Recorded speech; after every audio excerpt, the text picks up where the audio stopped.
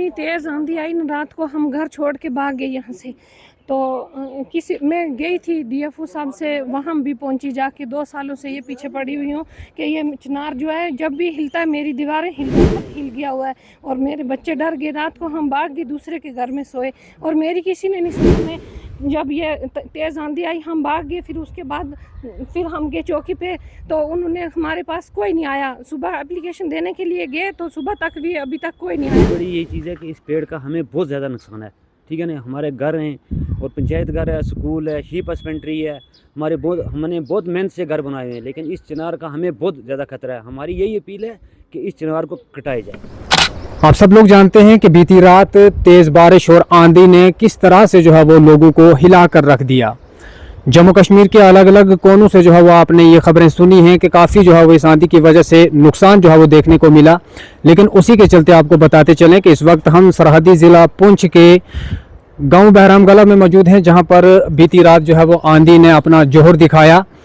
लेकिन खबर बताने का मकसद ये है कि यहाँ पर अगर आप देखेंगे तो एक पंचायत घर है, सरकारी बिल्डिंग है, और साथ में जो अगर आप देखेंगे यहाँ पर स्कूल्स है, मिडिल स्कूल है, यहाँ पर सरकारी स्कूल है, और यहाँ पर अगर आप देखेंगे तो ये एक डिस्पेंसरी है, यानी मेडिकल डिस्पेंसरी जो है वो यहाँ पर ये भी सरकारी बिल्डिंग है।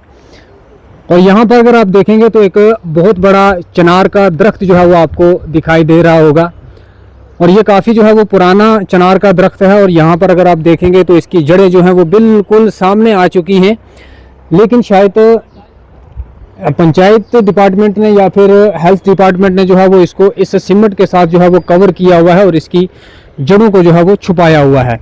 लेकिन बीती रात जो है वो चलती आंधी के चलते जो है वो इस घर, जो आपको सामने घर दिखाई दे रहा है, इस घर को जो है वो काफ़ी नुकसान जो है वो हुआ, और इस घर के जो मालिक थे वो रात को इस घर को छोड़कर जो है वो भाग गए थे। अब क्या कुछ यहाँ पे हुआ है वो भी मैं जो है वो आप तक तस्वीरें साझा करने की कोशिश करूँगा। यहाँ से शुरू करते हैं। देखिए किस तरह से जो है वो इस चिनार के जो टहनियाँ हैं वो टूटकर जो है वो इस घर में आई हैं, लेकिन अंदर के मनाजिर जो है वो हम आपको दिखाने की कोशिश करेंगे। ये सीढ़ियाँ जो हैं वो छत की ओर जाती हैं।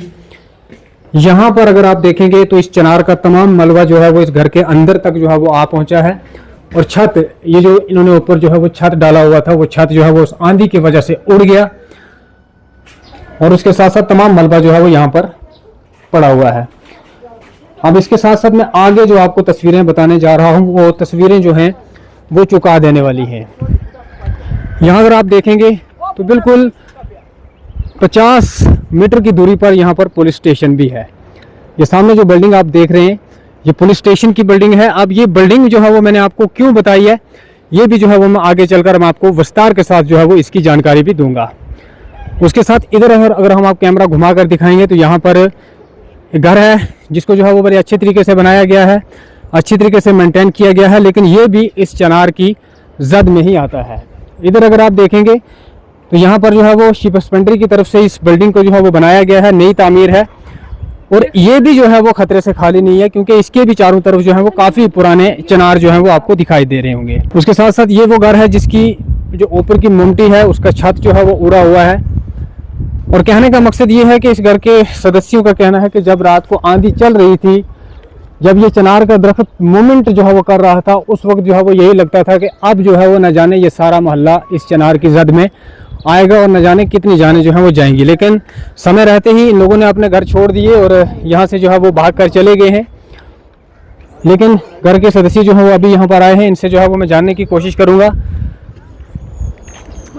अच्छा, मैं आपसे जानना चाहूँगा, क्या जो है वो आपने रात को देखा, आपके घर का जो मुमटी का छत है वो भी उड़ गया है, अंदर की जो है वो काफ़ी खस्ता हालत है, इसको जो है वो कटवाने की आप कोशिश क्यों नहीं करते? इतनी तेज़ आंधी आई ना, रात को हम घर छोड़ के भाग गए यहाँ से।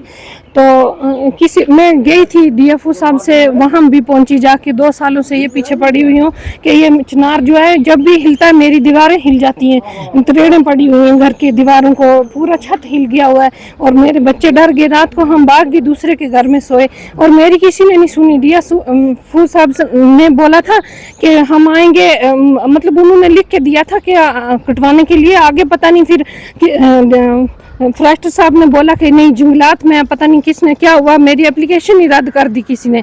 फिर मैं पीछे भागती रही 2 सालों से, लेकिन किसी ने नहीं सुना और बुरी हालत होगी मेरे घर की। नीचे दीवारें हिल गई, पूरा मतलब अंदर पूरा बर्बाद हो गया और किसी ने नहीं सुनी। और रात को मैं जब ये तेज आंधी आई हम भाग गए, फिर उसके बाद फिर हम गए चौकी पे, तो उन्होंने हमारे पास कोई नहीं आया। सुबह एप्लीकेशन देने के लिए गए तो सुबह तक भी अभी तक कोई नहीं आया हमारे पास।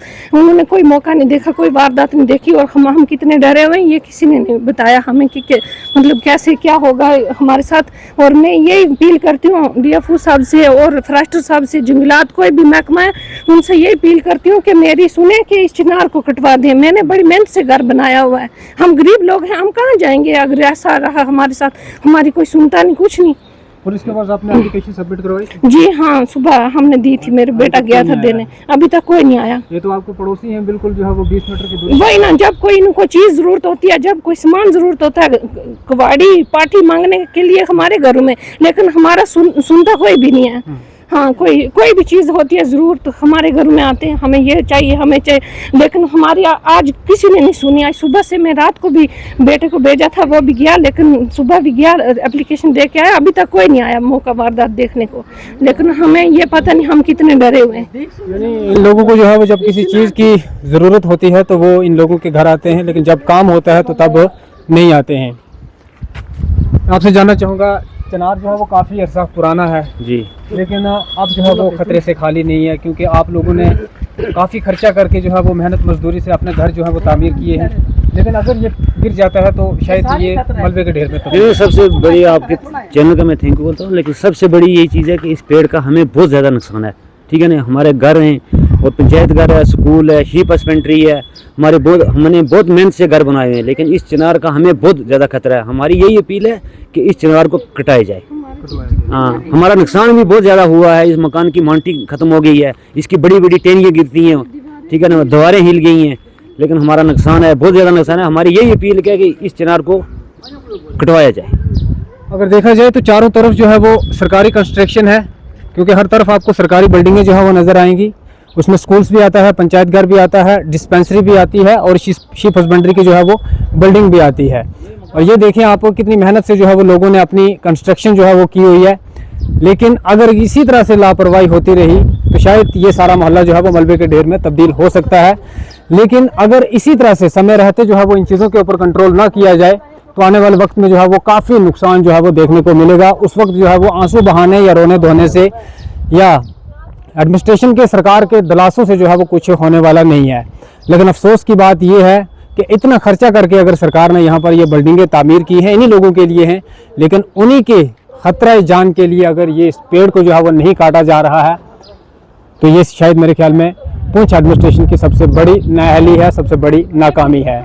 लेकिन इनका कहना है कि हमने जो है वो कई जगहों से इसको अप्रूवल करवाया कट काटने के लिए, लेकिन हर बार जो है वो फॉरेस्ट डिपार्टमेंट जो है वो दखलंदाजी करता है, इसको रोक देता है, लेकिन उसकी रुकावट की वजह से जो है वो आने वाले वक्त में ये चिनार जो है वो लोगों के लिए बवाले जान बन सकता है।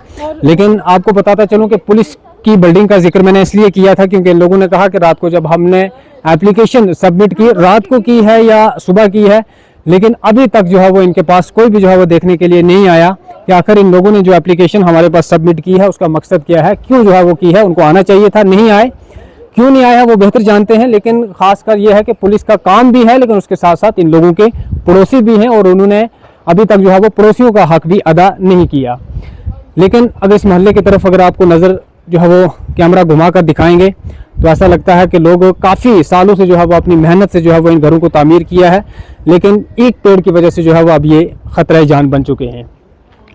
तो हमारी भी पुरज़ोर अपील रहेगी एडमिनिस्ट्रेशन से या भी जो भी डिपार्टमेंट जो है वो इसके अंडर आता है कि जल्द जो है वो समय रहते ही इस चीज़ों के ऊपर जो है नज़रसानी की जाए और इन लोगों को जो है वो इस मजबूरी से, जिस मजबूरी से ये दो चार हो रहे हैं, उनको जो है वो निकाला जाए और इस पेड़ को जो है वो कटवाया जाए। क्योंकि अब ये पेड़ जो है वो बिल्कुल छोटा छोटा करके जो है वो ऊपर से जो है वो कटना शुरू होगा, क्योंकि काफ़ी पुराना है। मैं पहले भी आपको तस्वीरें बता चुका हूँ।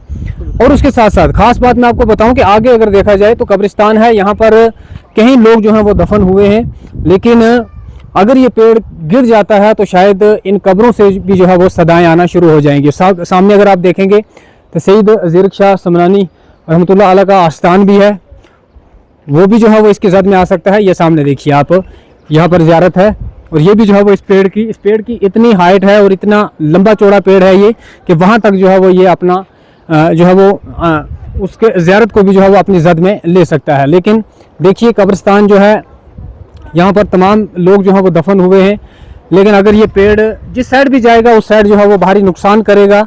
लेकिन अगर उस साइड जाएगा तो सरकारी बिल्डिंगों को नुकसान करेगा, इधर आएगा तो मोहल्ले को नुकसान करेगा, आगे जाएगा तो कब्रिस्तान को और उसके साथ साथ ज़ियारत को भी जो है वो ये नुकसान करेगा।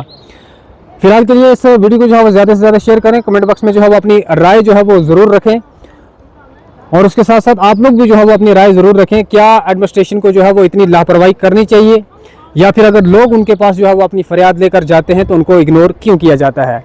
ये राय जो है वो आप ज़रूर रखें। और हमारी भी जो है वो उम्मीद रहेगी कि जल्द से जल्द जो है वो इस चीज़ के ऊपर एक्शन लिया जाएगा और जल्द से जल्द इन लोगों का मसले का जो है वो संविधान किया जाएगा। जाने से पहले अर्ली टाइम को लाइक और फॉलो ज़रूर करें।